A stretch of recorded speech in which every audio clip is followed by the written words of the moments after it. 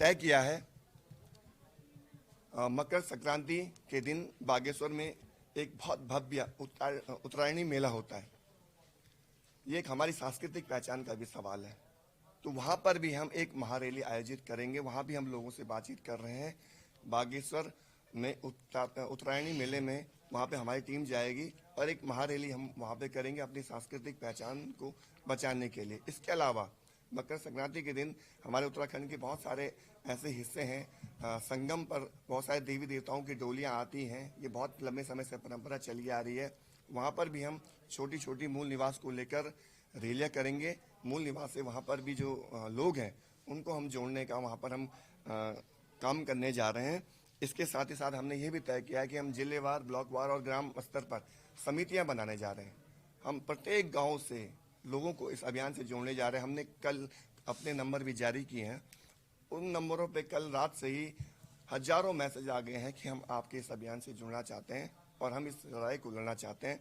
तो मैं ये कहना चाहता हूँ कि लड़ाई अब रुकेगी नहीं। हमने एक और प्लान किया है कि जनवरी माह के अंतिम सप्ताह में हम लोग हल्द्वानी में भी देहरादून की तरह इससे बड़ी महारैली का प्लान कर रहे हैं।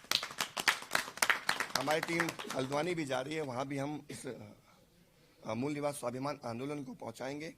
इसकी भी हमारी तैयारी चल रही है। हम कॉलेज में जा रहे हैं, हम जाएंगे, युवाओं के बीच जाएंगे, उनको भी हम इस अभियान से जोड़ने का काम करेंगे। हमारे जो विधायक हैं उनके पास भी हम जाएंगे, उनसे कहेंगे कि मूल निवास पर आप अपनी स्थिति स्पष्ट कीजिए, क्योंकि विधायक बहुत ऐसे विधायक हैं अभी उस पर चुप्पी साधे हुए हैं और हमारे बीच कुछ ऐसे विधायक भी हैं जो खुलकर बोल रहे हैं। जो खुलकर बोल रहे हैं हम उनका समर्थन कर रहे हैं। जो चुप्पी साधे हुए हम उनसे सवाल जरूर पूछेंगे कि आप मूल निवास के मुद्दे पर आखिर मौन क्यों हैं। इसके साथ ही साथ आपने देखा होगा आज कांग्रेस का एक बयान आया है।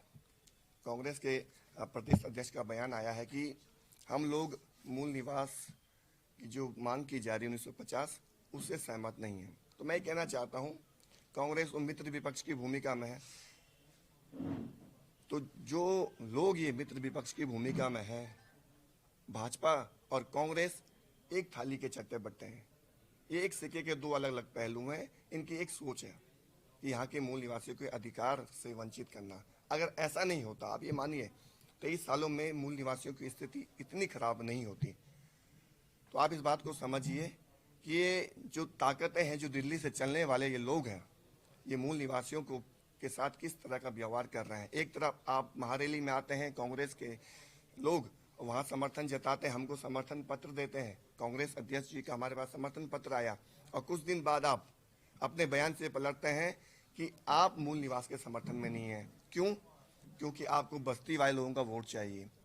इसलिए क्योंकि बाहर से जो लोग आ गए हैं उनके आपको वोट चाहिए। आप वोट की राजनीति कर रहे हो, लेकिन मूल निवासियों के बारे में आप लोग नहीं सोच रहे हो।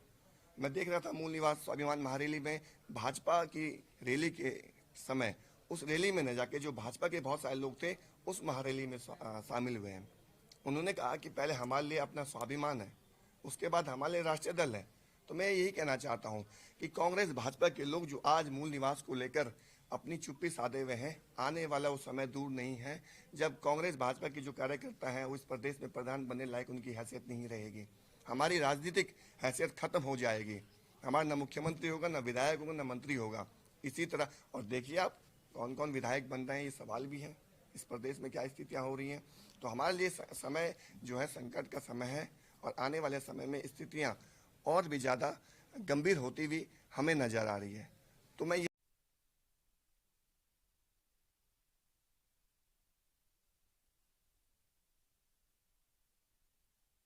आपको बता दी है कि हम लोग अब जनवरी माह में मकर संक्रांति को अलग अलग हिस्सों में रैलियां करेंगे। जहां जहां हमारे एक तो बागेश्वर में उत्तरायणी का मेला है, वहां पे महारैली करेंगे। और जगह भी हमारे बहुत सारे संगम है, वहाँ पे देवी देवताओं की डोलियाँ आती हैं, वहाँ पर भी हम इस आंदोलन को ले आए, क्योंकि हमारी सांस्कृतिक पहचान का खतरा है। तो इस मूवमेंट से उनको भी जोड़ना जरूरी है।